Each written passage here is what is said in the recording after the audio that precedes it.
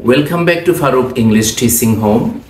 আমরা আজকে স্পোকেন ইংলিশের সেকেন্ড ক্লাস শুরু করব। আমি লার্নার্সদেরকে রিকোয়েস্ট করব তোমরা আগের ফার্স্ট ক্লাসটা একটু রিভিউ করে নিলে ভালো হয়, কারণ আমরা ওখানে দেখিয়েছি অল পারসনসের সাথে subject verb object as view ফরম্যাটে কীভাবে আমরা অনেকগুলো বাক্য তৈরি করতে পারি সহজে, সেটা আমরা দেখিয়েছি। তাই আমি ডিয়ার লার্নার্সদের রিকোয়েস্ট করব তোমরা সেটা একটু রিভিউ করে আসলে তোমাদের জন্য সেকেন্ড ক্লাসটা বুঝতে অনেক সহজ হবে। তাহলে আমরা এখন দেখব সেকেন্ড ক্লাসে আমরা একটু হাইলাইট করব, সেটা হচ্ছে তিনটা কাল, বর্তমান, অতীত, ভবিষ্যৎ, তিনটা ওয়েতে আমরা কিভাবে আমরা বাক্যগুলোকে সহজে তৈরি করব, গ্রামারের মারফেসটাকে খুব বেশি হাইলাইট না করে। কিছু বেসিক আমাদের মাথায় রাখতে হবে, এটা একেবারে বাদ দেওয়া যাবে এটা আমি বলবো না, তবে আমরা ওটা অ্যাভয়েড করে যতটুকু সহজে ইংলিশটাকে তোমাদের কাছে উপস্থাপন করা যায় আমি সেভাবেই ট্রাই করব। তাহলে আমরা এখানে দেখব, আমি গত ক্লাসে লাস্ট ক্লাসে অর্থাৎ ফার্স্ট ক্লাসে আমরা দেখিয়েছি পার্সনগুলো first person, second person, third person এগুলোর সাথে ভাব কিভাবে ইন্টারঅ্যাক্ট করে। তাহলে সেটা আমরা বর্তমানে আমরা তিনটা কাল দিয়ে আমরা বুঝাবো, দেখাবো কিভাবে এই সাবজেক্ট ভার্বের এই সেন্টেন্স ফরমেশনগুলো আমরা কিভাবে তিনটা কালে রূপান্তর করব। প্রথমত আমরা দেখব সিম্পল প্রেজেন্ট বা প্রেজেন্ট ইনডেফিনিট, অর্থাৎ সাধারণভাবে বর্তমানে কোনো কাজ করা। সাধারণ কোনো কাজ আমরা বর্তমানে কিভাবে করব সেটা আমরা দেখব। যেমন আমরা structurally general structure, subject, verb, ভার্বের বেস ফর্ম, এক্সটেনশন। এক্সটেনশন মানে এখানে অনেক কিছু থাকতে পারে, অবজেক্ট, অ্যাডভার্ব, কমপ্লিমেন্ট, অন্যান্য অনেক কিছু থাকতে পারে, সেটা আমরা ধারাবাহিকভাবে দেখব। এরপর হচ্ছে আমরা দেখব যে এখানে বিশেষভাবে এস এর একটা ব্যাপার আছে এখানে, সেটাও আমরা একটু দেখব।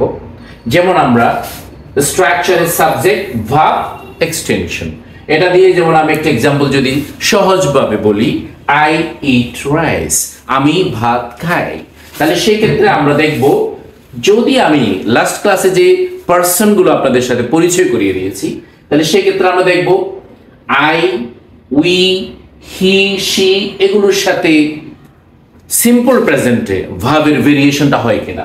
যেমন আই ইট রাইস, উই দিয়ে উই ইট রাইস, কিন্তু হি শীতে যখন আমরা আসলাম, হি শীতে it's rice, they eat rice.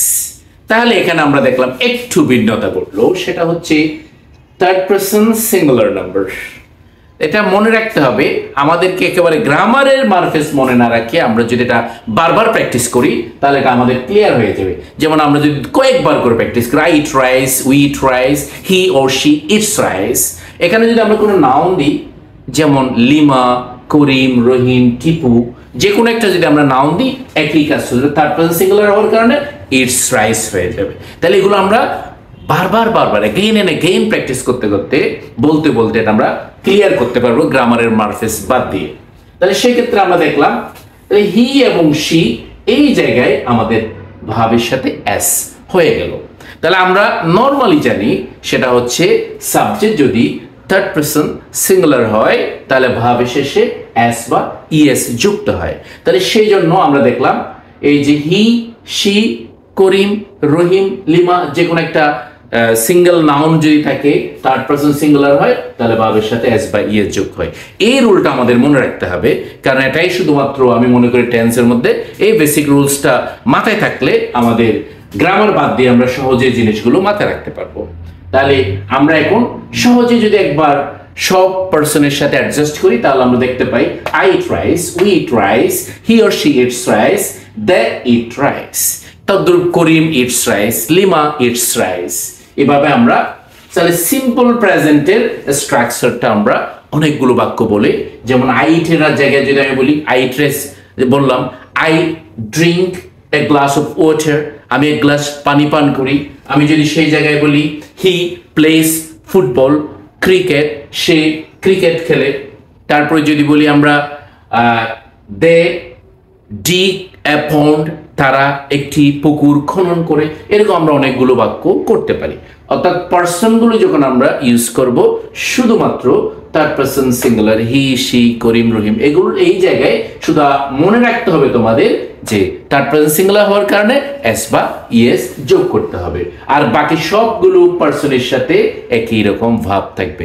তাহলে আমরা বুঝে গেলাম যে সিম্পল প্রেজেন্টের ক্ষেত্রে আমরা যখন বাক্য সেন্টেন্স ফরমেশন করব, বাক্য তৈরি করব, তাহলে আমাদের মাথায় থাকতে হবে শুধু একটা রুলস মাথায় রাখতে হবে, সেটা হচ্ছে থার্ড পারসন সিঙ্গুলার ইস্যুটা, আর বাকি সব পার্সনে আমরা ভার্বের বেস ফর্মটা বসিয়ে দিলে হয়ে যাবে। তাহলে আমরা সহজেই বুঝে গেলাম সিম্পল প্রেজেন্ট বা প্রেজেন্ট ইনডেফিনিটের বেসিক স্ট্রাকচারস, এবং সেটা দিয়ে আমরা অনেকগুলো বাক্য এই ফর্মেটে তৈরি করতে পারবো। আমরা দেখালাম কয়েকটা বাক্য, এর মধ্যে আমরা করে দেখলাম। এরপর যদি আমি সেকেন্ড স্ট্রাকচারটার দিকে থাকাই, তাহলে সেটা আমি যেটাকে আমরা সিম্পল পাস্ট বা পাস্ট ইনডেফিনিট বলে থাকি, সেক্ষেত্রে আগের মতোই সাবজেক্ট থাকবে ভার্বের V2, অর্থাৎ ভার্বের পাস্ট ফর্ম এটা আমাদের দিতে হবে। তারপরে এক্সটেনশন মানে আমি বলেছি যে অবজেক্ট, অ্যাডভার্ব, কমপ্লিমেন্ট, অনেক কিছু অন্যান্য থাকতে পারে, এটা আমরা ধারাবাহিক স্ট্রাকচারের মাধ্যমে বুঝে নেব। তাহলে আমরা একই স্ট্রাকচার যদি এই এক্সাম্পল যদি আমরা এখানে ফেলাই অল পার্সনে, তাহলে ইট এই ভাবটা জাস্ট V2 করে যখন আমরা দিব ভার্বের ফার্স্ট ফর্ম, তাহলে ইটটাকে জাস্ট এট, ইট, এট, ইটেন, তাহলে এই এট ফর্ম দিয়ে যখন আমরা করব I ate rice, we ate rice, he ate rice, she ate rice, they ate rice, তার মানে নো চেঞ্জ। তাহলে আমাদের কোনো টেন্সের ভাবের কোনো পরিবর্তন নাই, সবগুলোতে আমরা পার্সনের সাথে একই ফরম্যাটে V2 অর্থাৎ ভাবের পাস্ট ফর্ম ইউজ করে আমরা অনেকগুলো বাক্য তৈরি করতে পারি। তাহলে এখানে কোনো আর রুলস বা অন্য কিছু মাথায় রাখার প্রয়োজন নেই। সিম্পল স্ট্রাকচারটা যদি তোমরা মাথায় রাখো, তাহলে সহজেই আমরা সিম্পল ফাস্টের বা পাস্ট অতীতের যে সাধারণ কোনো কাজ আমরা সহজেই বুঝাতে সক্ষম হব। এবং আমরা এটা দিয়ে অনেকগুলো স্ট্রাকচার ঠিক একইভাবে আমরা যদি ইটের জায়গায় অ্যাড দিই, ড্রিঙ্ক বলেছিলাম ড্র্যাঙ্ক, তাহলে I drank a glass of water. তারপরে যদি আমি বলি হি অর শি, যেটা আমরা গুস বলার কথা, সেখানে যদি আমরা ফার্স্ট ফর্ম দিই ওয়েন্ট, তার মানে হি অর শি ওয়েন্ট হোম, তাহলে ওয়েন্ট, গো, ওয়েন্ট, গন, তাহলে আমরা V2 তে আমরা যখন নিয়ে যাব অটোমেটিক আমরা সিম্পল পাস্ট পেয়ে যাব। এরকম অনেকগুলো, যেমন ডিক আমরা বলি ডিক, ডাক, ডাক, তারপর আমরা গো, ওয়েন্ট, গন, প্লে, প্লেট, প্লেট, তাহলে আমরা হি প্লেট ক্রিকেট। এভাবে আমরা অনেকগুলো বাক্য তৈরি করতে পারবো। এরপর আমরা থার্ড স্ট্রাকচার যদি আমরা দেখি, সেটা হচ্ছে subject, will, verb base form, extension. Extension means object, adverb, complement বা অন্যান্য কিছু দিয়ে আমরা করতে পারি। যেমন আমরা এখানে দেখলাম কি, আমরা যেটা প্রেজেন্ট বা সিম্পল ইনডেফিনিট, প্রেজেন্ট ইনডেফিনিটিভ বা সিম্পল প্রেজেন্ট আমরা যেটা আই ইট রাইস রেখেছিলাম, সেক্ষেত্রে আমরা আই উইল ইট রাইস, তার মানে সাবজেক্টের পর আমরা একটা উইল অক্সিলারি অ্যাড করে দিলে আমাদের সিম্পল ফিউচার বা ফিউচার ইনডেফিনিট বা ভবিষ্যতের সাধারণ কাজ আমরা সহজেই করতে পারবো, বুঝাতে পারবো, এবং এই স্ট্রাকচারে আমরা অনেকগুলো বাক্য তৈরি করতে পারবো। যেমন তাহলে আমরা এখানেও আমাদের শ্যাল ব্যবহার বর্তমান মডার্ন ইংলিশে এটার ব্যবহার নাই বললেই চলে, সেই জন্য আমরা শ্যালের ব্যবহারটা আমাদের মাথায় রাখার প্রয়োজন নেই। আমরা যেমন জেনারেলি লেখার ক্ষেত্রে আমরা ফার্স্ট পারসন আই উইর সাথে শ্যাল ইউজ করে থাকতাম, কিন্তু বর্তমানে এটার ব্যবহার নেই বললেই চলে, তাহলে আমরা এটা বাদ দেব।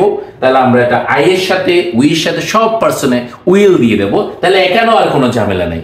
শুধু ফিউচার, সিম্পল ফিউচার, ফিউচার ইনডেফিনিটে আমরা সাবজেক্টের পর উইলটা অ্যাড করবো, তাহলে একদম সহজ। যেমন আই উইল ইট রাইস, ভার্বের বেস ফর্ম উইলের পর, তাহলে we will eat rice, just একটা উইল অ্যাড করি, হি অর শি উইল ইট, এখানে ইট ছাড়া হবে না।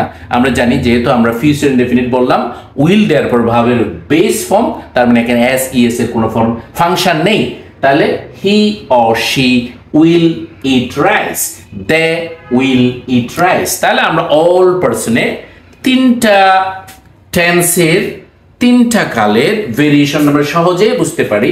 আমরা আরেকটু যদি হাইলাইট করে জিনিসটাকে নিয়ে আসি, তিনটা সিম্পল প্রেজেন্টে আমরা যেটা সাবজেক্ট, ভার্বের বেস ফর্ম, এক্সটেনশন, আমরা চলে গেলাম আমরা আই ইট রাইস ফরম্যাটে নিয়ে আসলাম সেকেন্ড স্ট্রাকচারে।